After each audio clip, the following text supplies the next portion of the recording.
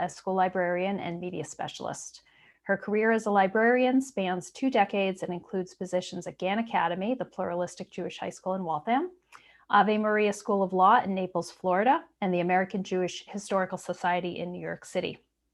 In addition to serving on the Education Committee of the Association of Jewish Libraries, Julie is currently the president of the Greater Boston Independent School Collaborative Library Association. She attended Brandeis University undergrad and holds an MLIS from Simmons University and a Master of Education degree in Curriculum and Instructional Technology from Framingham State University. On a personal note, Julie is also mom to 2 Rashi students. Her older daughter is in grade 1 and her younger daughter will be in our kindergarten class this fall. And now I'd like to turn it over to Julie. Thank you, Alyssa. I'm just going to get my presentation up. Good evening, everyone. Tonight, I'm going to talk to you about how at the Rashi School, we have integrated Jewish values into our digital citizenship curriculum. Heavy in grades 3 to 5, but definitely in our other divisions as well. At Rashi, our core values, Kehillah, Limud, Ruach, Tzedek, Kavod, and I think that's all of them, guide our behavior. And when we have our digital citizenship lessons, I like to frame them in a Jewish context while talking about using the internet safely and respectfully. So tonight we're going to talk about Shmirat HaLashon, guarding the tongue and gossip, and how that can connect to our digital lives, and thinking about the worldwide Kehillah, the community, and showing kavod when we're doing research. All these different ways of integrating values into our digital citizenship. So at Rashi, we take care to put our values right on the walls. They're in the hallway, they're right here in the library. So sometimes we'll be doing a lesson and I'll point right up and say, so it's all about kavod, it's all about respect, and it's right there. And we try to practice those values as we show them all over the school. So just to get a general sense, a general trajectory of our digital citizenship curriculum from grades K to 8. And as you can imagine, in the past year with the pandemic, things have pushed back to our younger grades a little bit more. So starting in kindergarten, our kindergarten, first and second graders now all have Google accounts, Rashi owned Google accounts. So they can access Google Meet, which is our video conferencing platform. And what's nice is that because they have a Rashi account, it's all safe. It's their own name. They can't go changing their name if they're online and doing silly things like that. And they use Google Classroom, which is our integrated learning management system. In our older grades, that's where all of the students' assignments are, and they turn in work through Google Classroom. In our primary grades, we use Google Classroom really as a class webpage. It's much more than that, but for the purposes of our youngest students, it really serves as a placeholder for different links so that our students are not playing around on the internet and finding things that wouldn't be appropriate for them. So in kindergarten, they also use use technology with other online literacy and math tools. But mostly they're using, just directed sites, just that the teachers give them.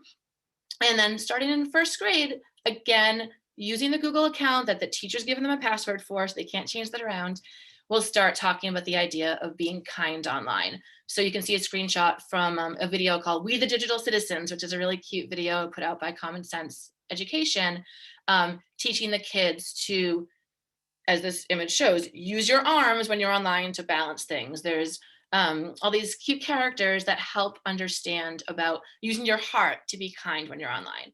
And there was a coloring book we did. And then as they go up in second grade, they're still using Google Classroom a little bit more. They're starting to use Google Slides, a little bit of Google Docs, and some research tools like Rollbook, Britannica. But then once we get into third grade is when our technology curriculum and digital citizenship ramps up. There'll be introduction to email, learning about digital footprint. I'll talk about all this tonight. True keyboarding skills in third grade. And then we get into online privacy, internet safety, web evaluation as they go through the rest of the Rashi education. So as I mentioned before, for our youngest grades, we use Google Classroom as a class website. You can see there's links here to different literacy tools, which are different reading programs, but they're not scrolling around on the internet freely. And then as they get a little bit older, starting in 3rd grade, well, actually this year we had what I'm going to talk about now, a more simplified version for K1 and 2. But historically in 3rd grade, we started with our acceptable use policy. And every school, every job has an acceptable use policy. It's not special to Rashi, and we explain that to the students. But to make it a little bit Jewish, we call it our Brit, which is the Hebrew word for contract. And sometimes the timing works out that the students, since it's early in the year, we might be on Noah's Ark in the Torah timeline. And in Noah's Ark is when we first hear about a Brit, the agreement that God's not going to make the rainbow means God's not going to destroy the earth again. So we connect that lesson to, oh, this is your first time doing an actual contract. And in this contract, we start by saying that the acceptable use of our computers and technology is based on our values. So at Rashi, our core values of Kehillah, Limud, Ruach, Tzedek, and Kavod guide our behavior. As the network is an extension of the school, our school-wide Derech Eretz policy applies to using it. So then we say, well, what's Derech Eretz? Derech Eretz literally means way of the land. It's about doing the right thing. So we explain that to actually, use technology, you're going to treat people online and have your experience online be the same way you would treat people in real life. So this is the middle school version of it. It's a little more complex. And says again, our rabbis teach us that Derech Eretz preceded Torah. Derech Eretz is how we conduct ourselves as individuals. So our behavior is guided by these values. And to be able to use our network, we expect our students to follow basic ethics. So the big picture of everything, really what it all comes down to, is treating others how you want to be treated. So I already talked about the Derech Eretz, the way of the land. There's a number of Jewish values that we'll use as a framework for discussions. So the idea of love your neighbor as yourself, the Ahavta l'reacha kamocha, and Derech Eretz. And there's a famous story, a Hillel Shammai story, where the stranger comes to the land and asks, teach me the Torah while standing on one foot. And Shammai is like, I can't do that. It's too long. And people laugh at him. And then Hillel comes out and just says, what is hateful to you, do not do to your neighbor. And that's what it all comes down to. The Torah is about being kind and treating people nicely. And so for the youngest kids, there's a Shalom Sesame video that does that story. There's a great picture book with amazing illustrations called On One Foot. And so depending on the age, that lesson, that story, can fit into any discussion. So the youngest kids, you're online on Google Meet, you're not supposed to be chatting right now. Our 3rd graders will start to use share Google Docs, and meaning like they're working together on a document, which is really hard for 3rd graders to understand how to be respectful. And if there's a problem, we can come back to this basic tenet that we want to be kind to others. We don't want to treat others. We want to treat others the way we want to be treated. And then as they get a little older, sharing emails and pictures. So we might think, oh, these kids are too young for social media, which is true. But once they have access to email, they could share a picture or share, they can share things a lot. So it's their age appropriate version of social media. And then moving up to, if there's negative online comments or things like cyberbullying. So this idea, the Hillel Shammai story, which is a really famous story, can be used for all these different kinds of lessons. So starting in 3rd grade, even though they'll have had their Google account for a few years, 3rd grade is when we really start using email for the first time. And right at the beginning of the year, I will do a lesson. They'll do some email in their classroom, but in the library, I'll do a lesson with 2 main goals. One, understanding that what you write is permanent. And that's hard. So sometimes, in fact, I have like right behind me, I'll write with permanent marker on the board or on an easel, and we'll talk about how that can't be erased. And the same thing, when you type and click send, that's that, it's out there. Some students that this age think, well, if I delete it, it's gone, without understanding that if it's the other person on the other end, you didn't delete it for them, you deleted it just for yourself. So that's kind of the the first part of the lesson. And then we actually get into the etiquette and kavod, showing respect of writing an email. So if you're writing an email to your teacher, how it should be written, what's the appropriate way to write that email. And one nice thing again about our Rashi accounts is that the students can only email within the Rashi community. So everything is kept within. So students can't even email their parents from their Rashi email. We want to keep the students safe, and we remind them of that. We tell them that all of your emails can only be read inside Rashi. You can only email Rashi students or Rashi teachers to help keep them safe. Depending on the timeline, and again, because it's usually early in the year, there is a great newish Rosh Hashanah book called Big Sam, a Rosh Hashanah tall tale. And in the spring of second grade, we do a folklore unit in the library. So the kids are familiar with the idea of tall tales. So this book, and I know that coming up this coming fall, Rosh Hashanah is like right at the beginning of the school year. So it's right around the time we'll be learning about email.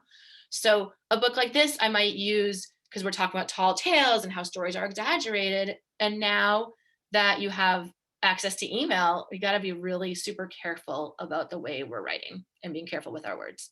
There's a secular book I might use called Webster's Email, which is a cute thing about a spider who gets an email passed on. And you can imagine that it doesn't go well for the spider. So the next big thing with third grade is the introduction to their digital footprint. And this picture was from before COVID, so that's why their heads are close together. This is a lesson that is based originally on a common sense media or common sense education lesson, teaching kids that what they put out there digitally stays and it can be found. So this is a really, really great age appropriate lesson for third graders where there's Mizzle the mouse and Electra the elephant, and they both put information about themselves online. And you can see that Electra put her whole full name. My full name is Electra Ella Elephant, and her birth date. And the kids go around, they find these little footprints on the ground, and they have to be detectives and figure out which of these animals was safer online with their digital footprint. So super age appropriate for third graders to kind of get this sense of, oh yeah, that wasn't so safe. I shouldn't put my full name. And we've had parents say, oh, my daughter was playing a game online and they remembered that they shouldn't put their full name on there. And another thing we might do in third grade, there's just in general all year talking about the power of words. And there's a great picture book by Jacqueline Jules called The Hardest Word, which by third grade they mostly have read before. So we might not even read it in third grade, but I might show it to them because the spoiler, the hardest word that the Ziz finds out is that the hardest word is sorry. So usually they already know the story, so I might not read it to them, but we'll use that as a jumping off point to talk about, wow, well now we can communicate online. And if it's fall and we're talking about teshuvah and the idea of forgiveness and apologizing, is it easier to apologize to someone online? You don't have to do it face to face. But is that less authentic? So it brings up some great discussions. As they get a little bit older, so now we're moving up to fourth grade, building on the foundation of third grade lessons, we get a little bit deeper into internet safety. And what I'll do sometimes is just weekly for a few weeks in a row, these I call them cyber snaps. So not even the whole library lesson. We might be doing something different, but we might take a few minutes to start with one of these videos from Planet Nutshell. The bottom left shows a video, it's a short video, cyberbullying is no fun. And it's like a fifth grader. So it's a boy who's, not that much older than these kids and his experience when people say mean things over text or online and what he does. And then a really great activity that I do with fourth graders is called Cyber Pigs. It's actually put out by the Canadian Media Awareness Network, and it's so age appropriate. These pigs, the cyber pigs, are playing online, and there's two different adventures, two different video game experiences. And the first one, one of the pigs puts a little too much information about himself online, learns about getting spammed. And then the image on the bottom of the screen, bottom right, is where there was a wolf that was feeling a little hungry and wanted to find someone online. And because this pig had put too much information, the wolf could pretend to be someone else and say, hey, let's meet up. And the pig thinks that the pig doesn't see the real picture and thinks that the person he's talking, or the animal he's talking to, is friendly. And then at the end, the wolf tries to eat the pig. The day is saved by the pig's mom, but it's really like kind of a twist on Field of Pigs story, and it really helps. It's a silly activity, but really reinforces the lesson for the kids, and they love it. And then the second week, the next Cyber Pigs is a little bit more about web evaluation, and so the same characters are there, and the pig meets another wolf at the cyber cafe, and his bias is that wolves are bad because that first wolf was mean to him. So someone sends him a "We Hate Wolves" website, and he's like, yeah, rah, rah, rah, we hate wolves. And then some friends teach him, well, let's look at some other websites and really find out about wolves. So silly, the kids love it. Without fail, the third week, kids come in and say, are there more cyber pigs? But sadly, there are only 2 cyber pig activities. So, and also in 4th grade is when we talk about plagiarism, and explaining that the heart of it all comes down to kavod and showing respect when you say where you got your information from.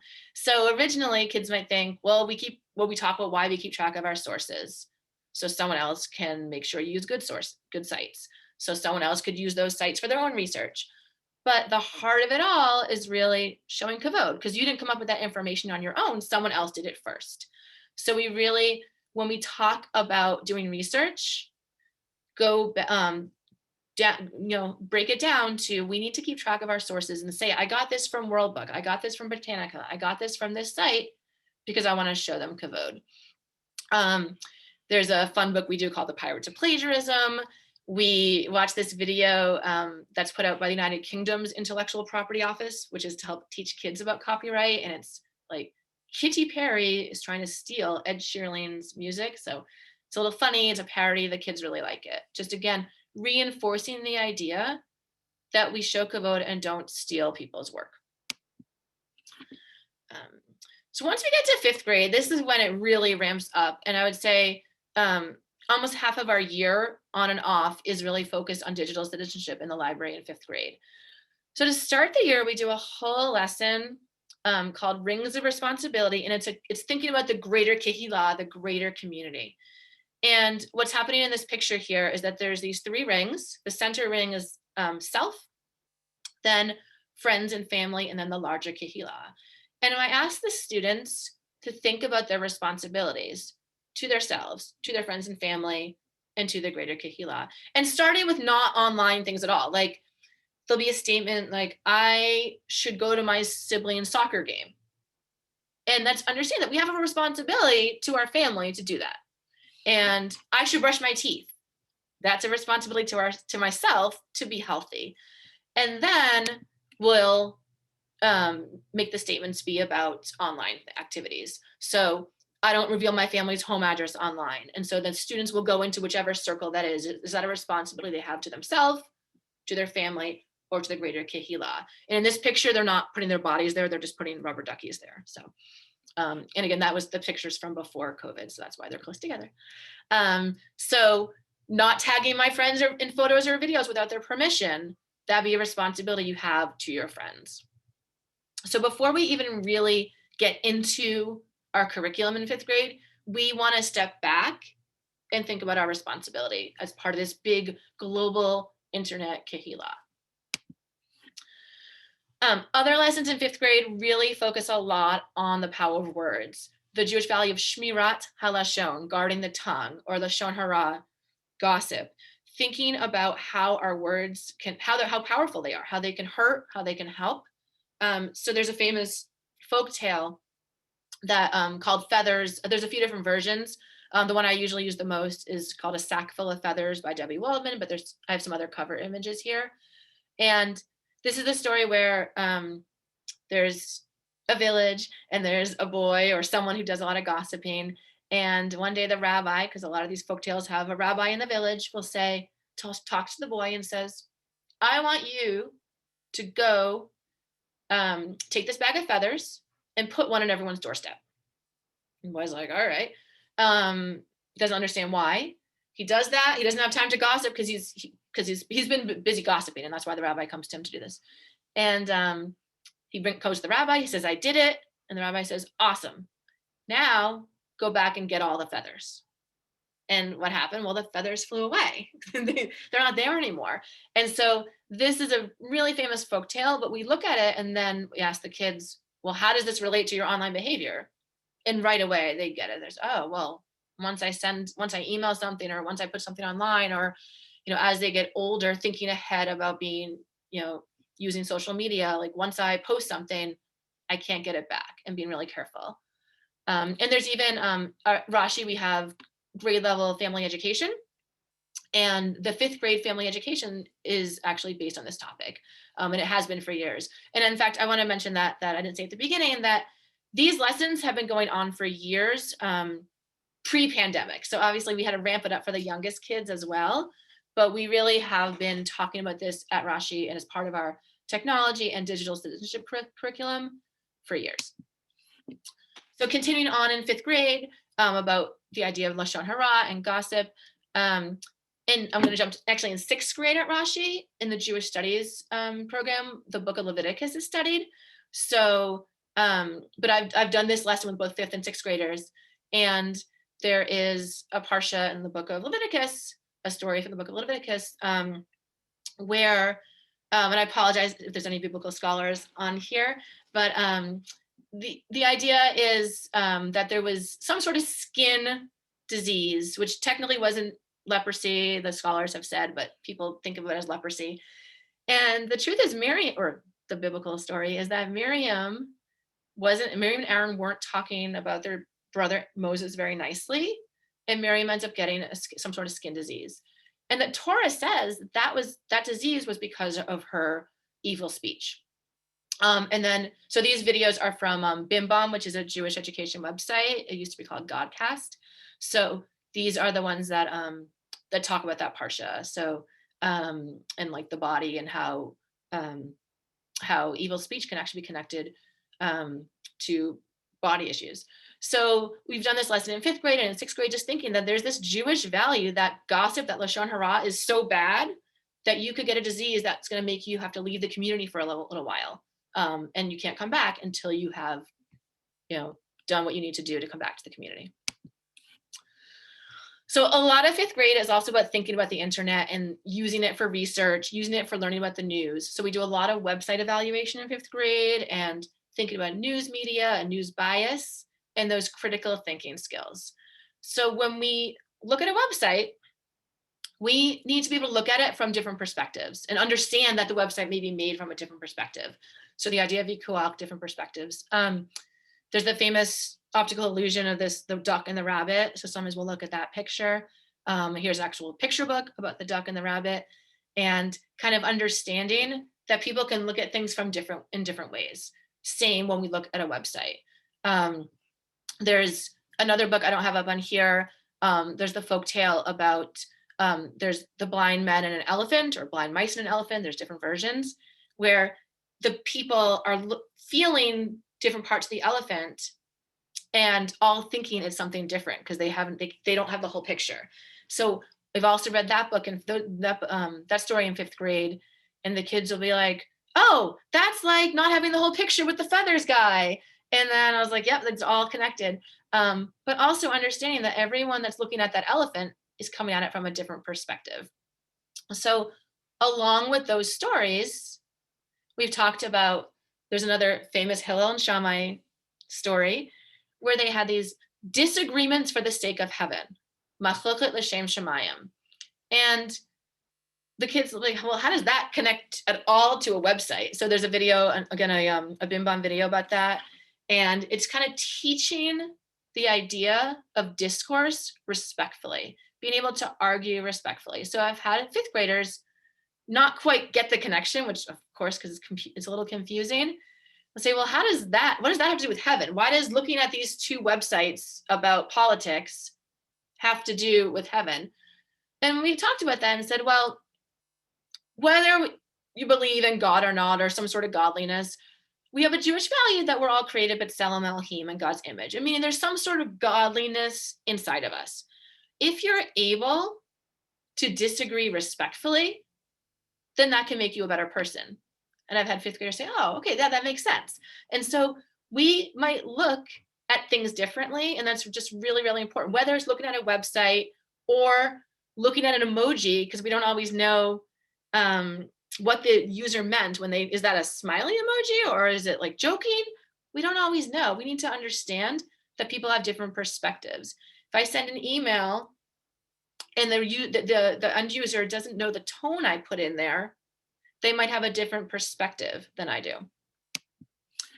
So to bring it all together in fifth grade, we look at a lot of different current events case studies, and there's always a ton of them. You've all seen them. There's always a million things online where someone gets in trouble because they post something mean without meaning to be mean. So the kids like this happened a year or two ago. Lizzo ordered food online. It didn't get delivered to her because when the Postmates deliverer person came to the hotel, she didn't answer the phone. Lizzo didn't answer her phone. So what happened was Lizzo posted on Twitter about, it says, hey, Postmates, this girl, Tiffany W, stole my food. So poor Tiffany W finds out that there's all these mean comments about her online. Her friends are, and then Lizzo comes in and apologizes. I apologize for putting that girl on blast. I have a large following. I'm going to be more responsible. And we'll look at this. The kid will read the article together and the kids will look back and we'll think back to the stuff we've talked about all year. What are the values here? What did Lizzo do that maybe, she should have probably, gotten the whole story? And even she doesn't even know, she didn't realize that they did try to deliver her food. But even if the person hadn't delivered her food, there was no reason she had to, call her out online. And we've talked about, do celebrities or athletes, should we hold them even more accountable because they have so many followers? And when you post something online, it can be really hurtful. And so the kids have, the fifth graders at least believe that celebrities, athletes, people that are in the public eye need to be extra careful to be role models, to be dugmaot, to be role models for us. Another case study we've looked at, it's a sad story. I call it the euthanized giraffe case study. So there was a sad situation a couple of years ago where a giraffe at a zoo had to be euthanized because after a month, she couldn't nurse at all. And they had done all these things. Other zoos had given plasma. They had done everything they could to feed this baby giraffe. But all this Facebook post put out was like the one sentence blurb, because that's what you do when you share news. And if you can imagine, there were many people who didn't read the article and posted a ton of judgmental comments. And I put some screenshots up, and I'll tell you, the fifth graders are just horrified at these judgmental comments of people that were yelling at the zoo. Why didn't you try to help the baby? Why did you do this? You murdered the baby. And the fifth graders said, well, they didn't read the article, did they? And I said, that's exactly the point, that people make judgments, and we need to be careful about making judgments without having the facts. And it's okay to not read every article that comes through, because you can't. There's so much information out there. But if we're going to bring it back to treating people how you want to be treated, loving your neighbor as yourself, you can't make a judgment about something if you don't have all the facts. So it all comes down to, being kind, being aware, and you don't have to read every article, but you can't comment on an article if you don't have the facts. So we do a lot of these kind of case studies on current events, things that happen, things that I'll see online that I think are appropriate for their age, and show them, and we'll kind of talk about the values that were here. And even the Lizzo story, there's the value of, she apologized, and we talk about that as well, and doing some teshuva, and she learned from her mistake, and hopefully she doesn't do that again. So as our students transition out of fifth grade and up into middle school, we continue with these discussions. There are digital citizenship discussions in our wellness program, in the advisory program, through other classes. I'll come into sixth grade and we do a bibliography boot camp with the science teacher. So the slide in the bottom right is actually from my slideshow that we do with sixth grade. again, it really focuses again on the importance of showing kavod, respect to the author when you're doing a bibliography. Which again, there's the nuts and bolts of doing a bibliography, and this is formally how you have to do it. But we want to bring it back to the heart of it all, the value of showing kavod. Also, in our 8th grade students, they've had visits, I think almost every year, with the Dedham Police Department's school resource officer. He comes and speaks to the 8th graders, and that really brings it home, because it's real. The policeman's here talking about how they're, the true lack of privacy with texting, with emailing, and digital safety. This year, the middle school also worked with Brit from the Jewish Teen Initiative to talk about digital citizenship as well. So to bring it all home, what's the point of all this? Our goal with our digital citizenship curriculum is to have students who leave here being knowledgeable, empathetic, kind, resourceful, and can make good decisions grounded in our values.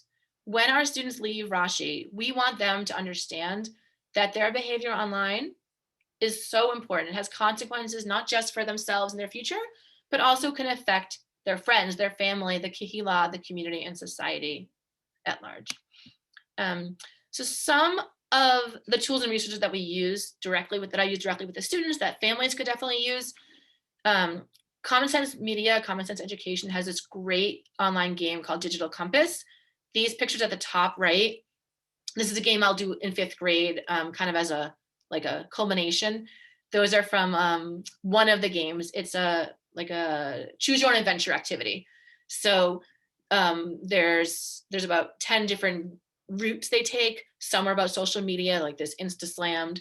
Some are about just not believing what you see online. Some are about one's about actual sharing, stealing music. One's about doing research, so things like that. The FBI has this really great website that has age-appropriate games starting in 3rd grade. There's one for each grade level. There's some really fun games on there. There's Google itself has put out a really great digital citizenship game. It looks like a video game. It feels like a video game, but they have to answer questions along the way about cyber safety. And then these are some of the picture books I've used along the way. The Pirates of Plagiarism and When Marion Copied are about plagiarism. Nerdy Birdie Tweets is a great one that I've read with 5th grade, where it's funny because it's a pun because tweets, but he tweets some not nice things about his friend. And then even for the youngest kids, Chicken Clickin' I read with 1st grade, a very, very age appropriate book for young kids about accidentally buying too many things online. And then also I think that chicken also meets with a stranger online and a wolf or some other animal. So there's a lot of options here for the young children as they get older about these topics. So that is my formal presentation, and I apologize for the speed of my voice, and I'm ready to take some questions. Thank you, Julie. That was incredibly informative. We did have some people who joined us a little bit later. Just so everyone knows, we are recording this presentation, so we'll be happy to send the whole presentation recording to you sometime later this week. Please feel free to put questions into the Q&A or in the chat. We did receive a few questions ahead of time. So Julie, I'm going to ask you from one of our attendees, can you give any real life examples of students getting into a difficult situation online, and how were you able to resolve that with digital citizenship lessons? Sure. So the thing with all these lessons is they feel really good when we're doing them, and the kids, and some of those games I showed you, the kids love them and they're fun, and we know they can talk the talk and they do great with it. When it comes time to walking the walk, we recognize that we have true adolescents here. We have, K through 8 at our school, and inevitably someone makes an error in judgment, and that's okay. It's pretty age appropriate, depending on the modality. Usually kind of around 5th grade. In the past we were an iPad school, and kids could chat together. And now people use their Chromebooks for using Google to communicate. Inevitably, we've had situations where someone might write something unkind, and maybe to a group, we've had group chats with let's say fifth graders. And usually it comes to our attention because kids are responsible, kids, someone's feelings get hurt, and they go to their parents and show them, and the parent shows the teacher, and that's okay. We talk about that's the right thing to do. So there's been a couple of times where something like that happened, where someone wrote something unkind. We had with fifth grade, actually, an experience where we did a lesson in class after that happened, and the kids all kind of knew, oh, this is about the group chat. And we kind of brought it back. The Hillel Shammai story, I started with that picture book and said, guys, we've talked about this before. Let's bring this back. Let's think about treating others the way you want to be treated. And then together, so we started with that lesson, that story. And then together we worked on setting up norms. What should be the norms for a group chat?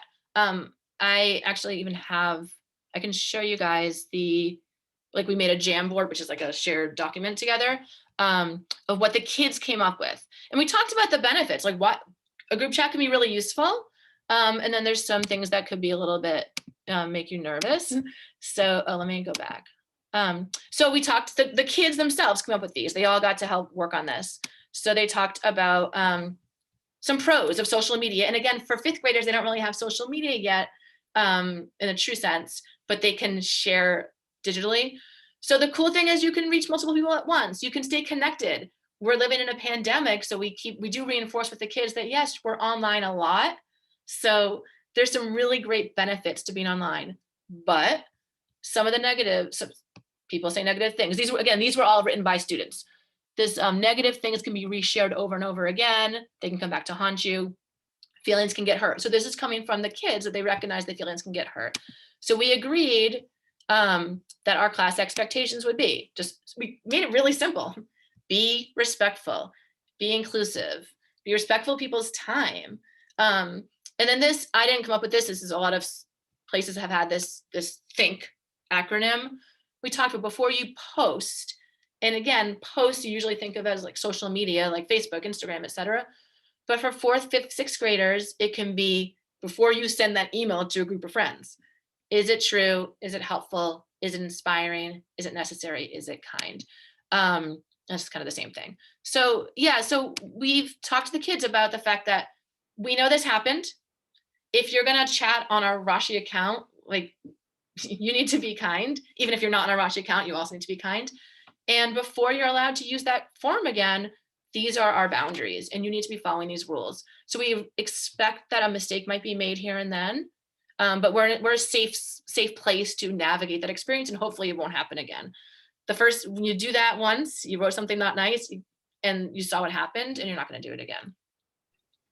Thank you, Julie. Long answer, sorry.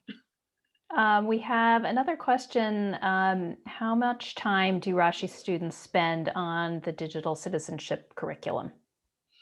Okay, so I'll jump to the lowest grade. So this, because of the pandemic, we've got to push things back a little bit, K1 and 2. Kindergarten, it's really like, this is how you use a computer. We're going to set it all up for you. This is what you do. And if you're playing around, we talk about that. In first grade, very, just like I said, a couple of times a year, I'm doing these be kind online activities. And really, it ramps up in second grade because they're using computers more. In the third grade, we have library weekly. In all grades, we have library weekly for 50 minutes. And so I would say in third grade, probably monthly, once a month, we'll have a digital citizenship lesson. We're now starting a research project in third grade. So that'll be about a month long of using computers every week to do research. So we focused on the kavod, respect for the author, and now it's more how to use the tools. And in fourth grade, also about monthly with those little cyber snaps, like the little videos I might show kind of intertwined. In fifth grade, I would say about half of the curriculum in the library is focused on this. And then in middle school, it's kind of here and there as well. Terrific. If anyone has any more questions, please feel free to add them to the chat or to the Q&A. I think I'll ask you one more question, which is how can parents support digital citizenship lessons and good behavior online when their children are at home? I think that especially right now with the pandemic, a big thing is balance, especially because we're online a lot. And that's one of the things I like about that lesson I do with the rings, that thinking about connecting the like going to see your friend's soccer game to and supporting your friend in their soccer game once you can go to your friend's soccer games again. And well, like, should I, like, I'm not walking around here on my phone, and understanding, or their device, whatever, understanding that showing respect for each other's time. So being, so that's like one piece, just really the balance that, and because kids have said that when they talk about that, oh, it's not just being, it's like, oh, if I'm busy playing online and not going to my friend's soccer game, then they're not going to want to hang out with me later. So yeah, so there's kind of just being aware of a balance, and then really just reminding kids that you as the parent can be and should be and are aware of their behavior, and not having computer use in a public space. If once they're old enough for phones, whenever that what the family decides on that, phones get turned off before going to bed, because there's just, especially in the high school years, and people's just not getting enough sleep because spending too much time with their phone. So I really think the big thing is talking to your kids about what they're doing online. I mean, I've had just if they're going to be doing a game, like some of the Roblox or things like that, where they can communicate with people outside, checking in with the kids about, what's your username, making sure that you're only playing these games with people that you know in real life and things like that. So same with our students know that the teachers can access their Google account at Rashi. Parents should definitely feel empowered to know their students' passwords and what they're doing. Terrific. Thank you, everyone, for joining us tonight.